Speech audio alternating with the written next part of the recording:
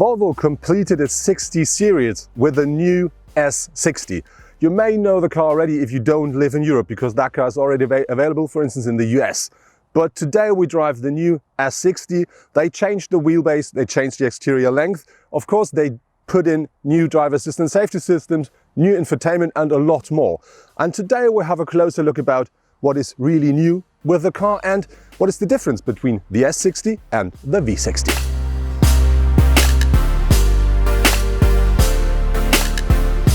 Our Volvo S60 in the trim level R-Design is quite well equipped, even though when we're talking about the infotainment and all the information you need to pick up while driving. So the car comes as standard with a 12.3-inch digital cockpit, which is really very nicely designed and very easy to use. And on top you do find a 9-inch upright, so typical Volvo, touchscreen here in the center console, which is featuring a very nice infotainment, a very nice sat-nav.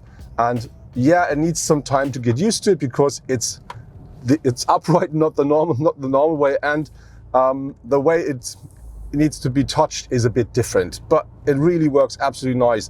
And what I really like is I can easily connect my mobile devices using Apple CarPlay and Android Auto as well.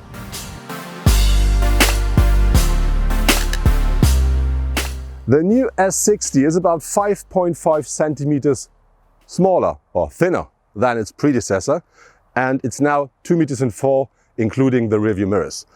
And very important is, in Europe you can order the car at the moment only in the trim level Inscription or R-Design, which are the top trim levels, and we're driving the R-Design version. And this is the reason why we do have a quite different front. So we do have a different grille here in glossy black, and we do have this black elements here which look a lot more sporty than with a standard version. And you do find these elements here as well. They look a bit like, let's say, fake air intakes, but this together gives the car a lot more a sporty look. Very important with the new S60, it is a new Volvo. That means the car features a standard LED headlamps, but it as well features this so-called Torx Hammer daytime running lights.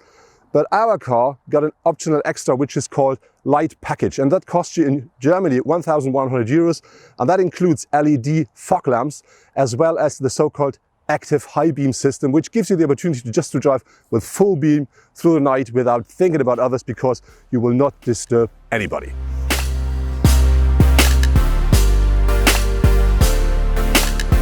Volvo says that their cars are extremely safe, and this is one of the reasons why I do find loads of driver assistance safety systems as standard in the new S60. One is the so-called city safety system, and that is featuring an emergency brake, which not only recognizes pedestrians but also cycles and animals. And on top it features, for instance, a crossing assist as well. On top, as standard, you do find a lane assist and you do find a cruise control and all other stuff. But if you think that's not enough, you can also order as an optional extra a rear view camera, or you can have a park assist. And if you want, you can also have something that I would call nearly automated driving.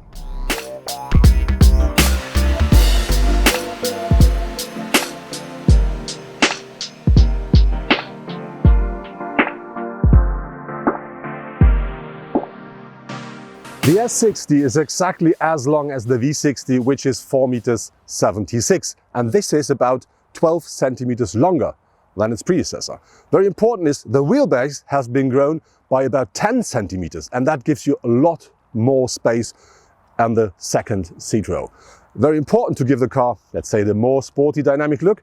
It is lower than its predecessor, about 5 centimeters, and it's now 1.43 meters. Part of the R-Design package are also these glossy black rearview mirrors as well as the glossy black window frames. Very important with that car here in Germany is you can only buy it at the moment as the Inscription or R-Design trim level version, and that means the car comes at the moment as standard on 18-inch alloys.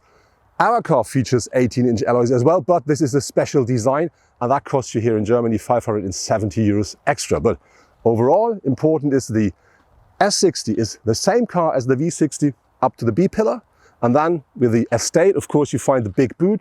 With that car you have this lovely dropping roofline, this short boot here, and I think it looks quite nice.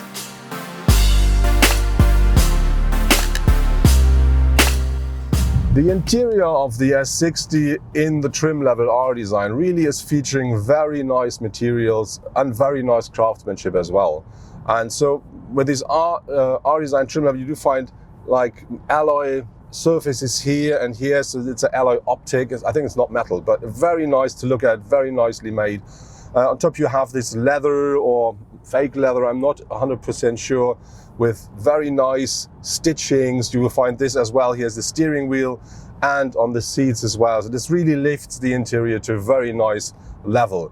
On top of this, you do find very nicely made seats, which provide you with loads of comfort and more than enough support, and so you can really enjoy the drive. On top of this, you do find, as a driver and co-driver, more than enough space to feel comfortable and sit perfectly. So you see me, I do not hit the roof, but we do have this glass roof here, so it's enough space. I'm not quite sure about the space behind me. Well, we may do a short stop to find out if I could sit behind myself.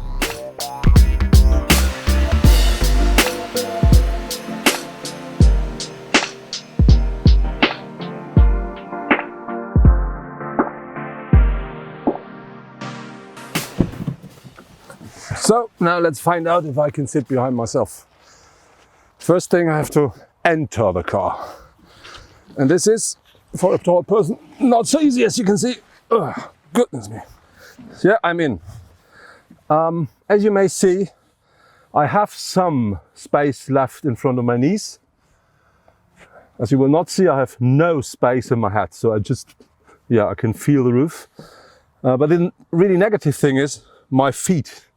They're really squeezed under the driver's seat, so I have no room to move. And this is nothing comfortable for a long trip.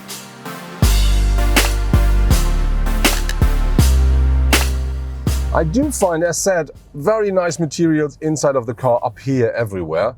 The only, not so nice thing is I do find plastic here at the center console, which looks like, but for me, when I put my knee next to it, very often I have such kind of a noise, which I do not like so much.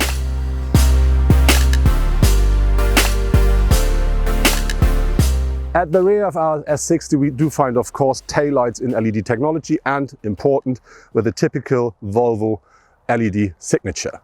And important, we do drive the S-Line version, and that means we do have a bit more sporty bumper, the diffuser, and these, let's say, fake exhaust outtakes. But the most important thing, if you compare the S60 and the V60, is of course beneath here, which is the boot. The S60 offers a boot capacity of 442 litres. The V60 offers 529 up to 1,441.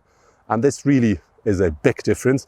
And that's the reason why I would say, yes, this is a beauty, but I will take the boot.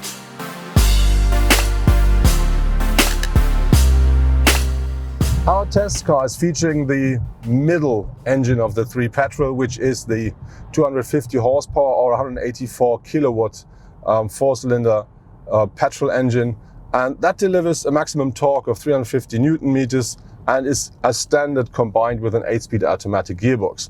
The car is a front-wheel powered car, but I really do like this package because that really is a very nice, that provides a very nice drive. So you can drive the car very smooth, easy, and the gear shifting is nearly unrecognizable. And then on the other hand, if you want, you do have enough power to drive a bit more sporty easily, and you can, if you want, choose different drive modes. And so it's easy to just say, I want to change from comfort into the more sporty drive.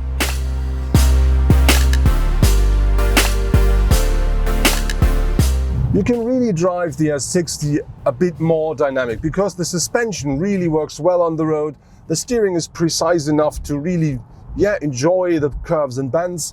The only downside is we do have a 250 horsepower engine on board, but it's only a 2-liter four-cylinder, which means if you really want to use this 250 horsepower and you push the pedal to the metal, the revs go really high up, and it sometimes sounds a bit like, that's work. And I really have to say, I do remember the old days where you had 6 or 8 cylinder engines, and that sound were, more lovely.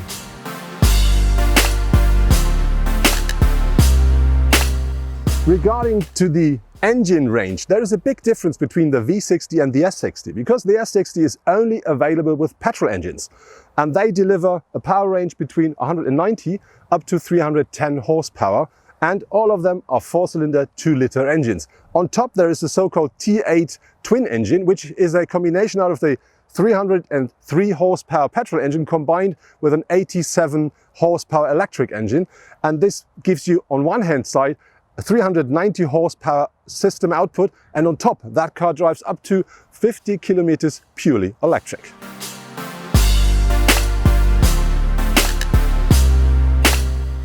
The datasheet of the S60 says the car should take 7.7 liters per 100 kilometer driven, and this is regarding to the measurement WLTP. This is a figure we didn't match during our test drive, so we reached a number, I would say about 9.5 liters. I think it's not too high, but maybe a bit too high, because we really drove our car quite relaxed. So there were very little parts in our test drive where I drove the car a bit more sporty. And I think if you drive the car more dynamic, you should expect something around 12 liters per 100 kilometer driven. But I still have to say, I think this is not an extremely high number, because this car features 250 horsepower, it offers loads of comfort and weight, of course. And so I think, yeah, you better get used to it, because this is what it needs.